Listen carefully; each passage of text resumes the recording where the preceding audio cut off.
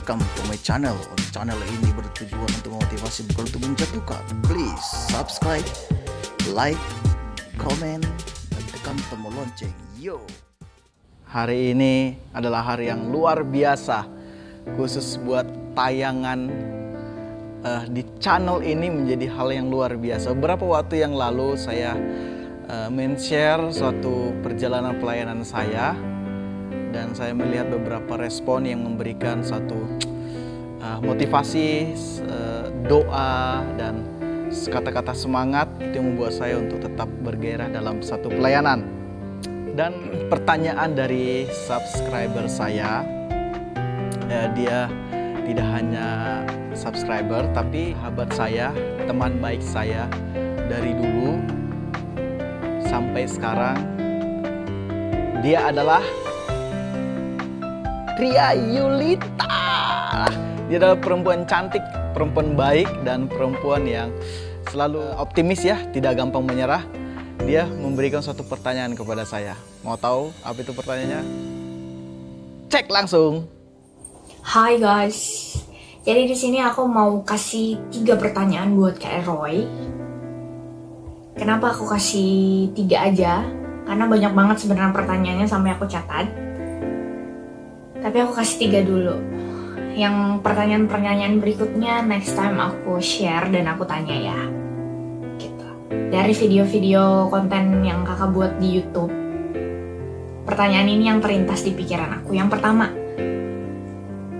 selama perjalanan kakak melayani Tuhan, pernah nggak sih kakak pernah berpikir bahwa kakak salah mengambil keputusan ini untuk terjun di dunia pelayanan? Pernah nggak? Dan itu kapan? Oke, saya akan menjawab pertanyaan yang pertama. Apakah pernah saya merasa saya telah salah mengambil keputusan dalam melayani Tuhan? Saya pernah merasa satu kali dalam kehidupan saya saya merasa ini salah mengambil keputusan. Waktu itu saya ke Salatiga, itu biaya saya sampai jual handphone itu 800 ribu pada tahun 2008, 600 ribu untuk uang pendaftaran, walaupun dulu uang pendaftaran 800 ribu, jadi masih utang 200 ribu. Terus itu saya 100 ribu beli handphone lama, masih ada sekarang 100 ribu, handphone lama jadi 700 kepakai, tinggal 100 ribu lagi, 60 ribu beli lemari baju, dan 40 ribu beli buku dan alat tulis. Semua udah habis, saya tidak punya uang. Saya kalau berkomunikasi dengan orang tua, saya selalu bilang sama mereka, semua sudah selesai. Padahal belum selesai. Nah, setelah itu tiba suatu saat, salah satu staf sekolah mengumumkan kalau setiap mahasiswa-mahasiswa yang tidak membayar uang SPP sampai bulan yang ditentukan, maka tidak diperkenankan untuk ujian. Lalu saya bingung, saya tidak ada uang, saya tidak ada sponsor, saya tidak punya apa-apa. Saya berdoa dan berpuasa, dan saya kecewa, putus asa, dan saya berpikir ini bukan panggilan. Karena buat apa saya sekolah Alkitab, saya tidak ujian, tidak ada gunanya. Tapi berjalannya waktu, dalam kegalauan, dalam hati yang begitu hancur, karena teman-teman sudah bayar uang sekolah, saya lihat, wah, orang tuanya ngirim, dan mereka dapat sponsor yang luar biasa. Saya tidak punya apa-apa. Saya berdoa dan berpuasa. Dalam hati saya menangis kepada Tuhan. Kenapa saya sampai ke Salatiga? Ini berjalannya waktu, saya dihubungi seorang pengerja waktu itu yang sekolah di situ, itu Kak Elis Sarumaha. Itu pengerja Bapak Hingke Tohea. Saya ditawarin untuk praktek di GPD Pemalang, dan saya langsung disponsori, dilunasin sampai selesai. Nah, itulah jawaban pertanyaan yang pertama dari si cantik Ria Yulita. Oke. Selama kakak 11 tahun melayani Tuhan, jadi pengerja, pernah nggak sih kakak yang namanya mengalami kejenuhan gitu, jenuh banget sih jadi pengerja? Pernah nggak? Oke, kembali kepada jawaban yang kedua dari pertanyaan yang kedua dari si cantik Ria Yulita. Yang kedua, dia berkata jenuh. Semua orang pernah mengalami kejenuhan. Semua orang perjalanan hidupnya pasti mengalami kejenuhan, termasuk saya. 11 tahun jadi pengerja. Dari lajang sampai menikah memilih jadi pengerja. Ayo, siapa yang berani memilih jadi pengerja? Saya ada tawaran pekerjaan menjadi seorang guru. Maaf, bukan sombong, tapi saya tinggalkan. Saya memilih pengerja. Artinya orang yang membantu pekerjaan Tuhan di satu pelayanan. Jenuh. Saya pernah jenuh. Jenuh itu ketika saya tidak bisa memberikan yang terbaik kepada seseorang. Saya sekolah, saya praktek, saya pelayanan. Saya punya cita-cita dalam pendidikan saya. Di akhir pendidikan saya, orang tua saya datang.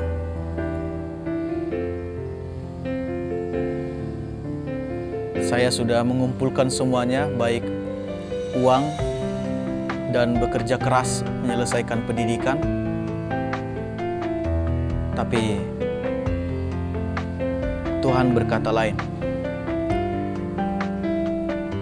Orang tua saya, papa saya dipanggil Tuhan.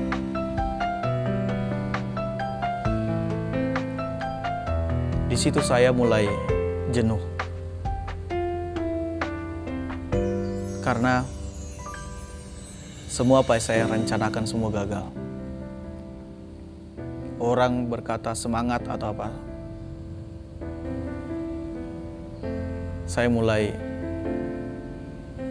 Semangat saya mulai lemah, down waktu kepergian papa saya.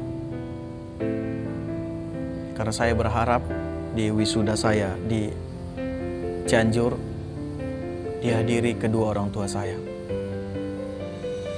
Waktu itu saya jenuh. Saya mulai lemah dan tidak mau berpikir panjang. Akhirnya kuliah saya berhenti. Sampai sekarang. Ini bukan cerita saya tentang sedih, bukan. Tapi selama 11 tahun pengerja, yang membuat saya jenuh adalah dari kepergian papa saya 3 tahun yang lalu.